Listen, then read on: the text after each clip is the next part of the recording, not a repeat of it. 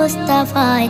তোমরা যদি যাও গো মদিনায়, তোমরা যদি যাও গো মদিনায়, মদিনা শরীফের মাটি আমার চোখে মুখে বুকে মাখিও। এমন পবিত্র মাটি, এমন পবিত্র মাটি আমার নবীর রওজায়।